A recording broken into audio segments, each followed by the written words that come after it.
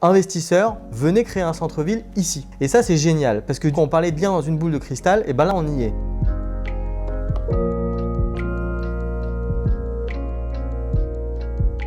On va parler de la ville de Champigny-sur-Marne, qui est une ville donc du Val-de-Marne, dans le 94. Et on va, encore une fois, reprendre la méthodologie qu'on a essayé d'avoir dans les dernières vidéos. Alors, on va regarder d'abord côté plan local d'urbanisme et du coup, sur la carte, donc sur le plan de zonage, qu'est-ce qu'on peut apprendre? Il faut savoir qu'en fait, cette ville de Champigny-sur-Marne, elle a, à mon sens, très longtemps été sous-cotée. J'ai pas d'explication forcément à donner là-dessus, mais le prix de l'immobilier à Champigny est quand même en dessous de ce que c'est censé être. C'est rare, mais on a une ville qui est quand même à côté de Saint-Maur, de la Varenne, de Nogent, du Perreux, enfin des villes qui ont vraiment la cote. Et on a des prix vraiment en dessous. Il y a une partie, c'est le manque de transport en commun. Il y a un RER qui arrive, mais qui est décentré par rapport au centre-ville et aux zones d'activité, ce qui n'est pas terrible pour la population qui habite la ville. Et je pense que ça participe à ça. Voilà, donc on a une population qui est moins bourgeoise et un immobilier qui a un petit peu stagné pendant longtemps.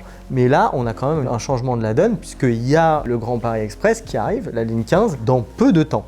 C'est les premières tranches qui sont livrées. Donc c'est intéressant. Et si on regarde la carte de la ville, Champigny-sur-Marne, c'est très vaste, c'est immense. Sur l'investissement, il y a plusieurs stratégies à avoir et il ne faut pas se tromper. Pour ceux qui ont vu la précédente vidéo sur Aubervilliers, on a une carte qui est presque opposée à celle qu'on a vue d'Aubervilliers.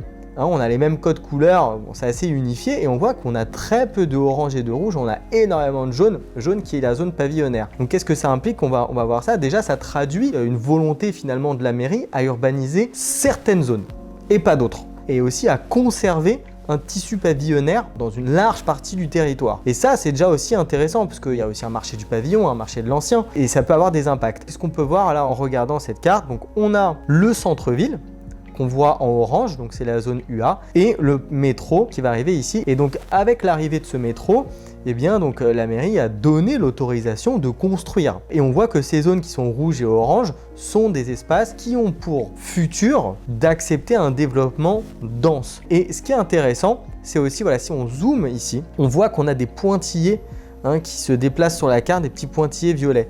Et là, c'est génial parce que ça nous donne vraiment une information à portée de main. Quand on va sur la légende, on voit que c'est des axes de préservation et de développement du commerce, de détail et de la restauration. Vous voyez à quel point c'est spécifique. Ça veut dire, investisseurs, venez créer un centre-ville ici. Et ça, c'est génial parce que du coup, quand on parlait de lien dans une boule de cristal, et ben là, on y est. Voilà, on a une carte blanche de la mairie avec une volonté de venir construire aux abords de ce métro un centre-ville avec du commerce de détail et de restauration. Donc cette première partie qui est une zone évidemment géniale pour investir.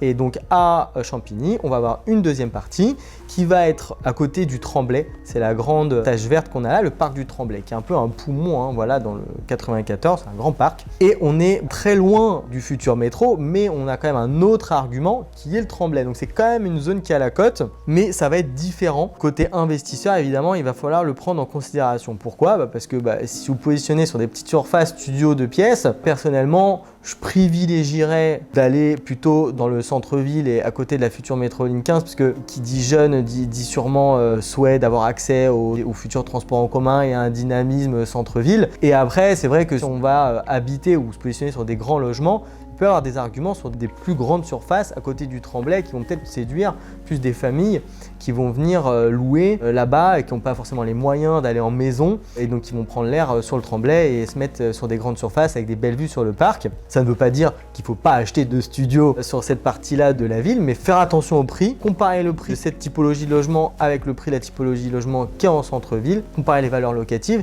et bien vérifier qui va être votre concurrent et qui va être votre marché. C'est ce qu'on peut voir sur la carte, donc on peut voir encore qu'en un coup d'œil, on peut quand même appréhender pas mal de choses, même si on a une carte immense, on a deux zones où investir, donc c'est ces deux-là. L'entre-deux, je dirais pas trop pour le moment, parce qu'il y a suffisamment à faire ici et c'est difficile d'avoir de la visibilité sur comment ça va se développer. Dernier élément sur cette carte, et ça, là, on est dans la spéculation complète, mais c'est aussi pour s'amuser un peu et puis pour voir un peu les possibilités de ce qu'on peut voir sur ces cartes. Là, vous voyez qu'ici, on a le centre-ville. Je fais un zoom avec la zone UA orange qui va être très dense. Et juste derrière, une zone pavillonnaire jaune. Moi, aujourd'hui, je vois ici aucune raison d'avoir cette zone pavillonnaire jaune à cet endroit. Pourquoi est-ce qu'ils ont fait ça là? Je sais pas, mais je suis quand même assez curieux de savoir ce que ça va donner. Est-ce que c'est une réserve foncière pour plus tard et à ce moment-là, il y aura des terrains qui prendront de la valeur et qui seront transformés plus tard en zones constructibles ou pas. Donc si c'est le cas, c'est intéressant d'acheter les terrains. Et puis si ça reste une zone pavillonnaire, c'est aussi intéressant parce que je peux vous dire que toutes les maisons qu'on voit ici sur le zoom, en fait vous allez être dans 15 ans ou 10 ans dans une situation où vous aurez une maison en plein centre-ville à côté du métro, ce qui rend votre maison et votre terrain assez extraordinaire. Voilà, donc ça, c'est ce qu'on peut voir sur cette carte. Deux autres éléments qui peuvent être intéressants donc sur Champigny-sur-Marne. La politique qui a changé, voilà, Champigny a un peu une histoire mouvementée en termes politiques, mais donc la mairie qui a changé avec une alternance, il y a évidemment une réorientation des choix d'urbanisation et de dynamisme de la ville. Donc ça, c'est toujours intéressant. Et donc moi, je suis assez curieux de voir ce qui va se passer, puisque c'était les communistes avant, et puis ensuite maintenant, c'est plutôt centre droit qui est à Champigny-sur-Marne.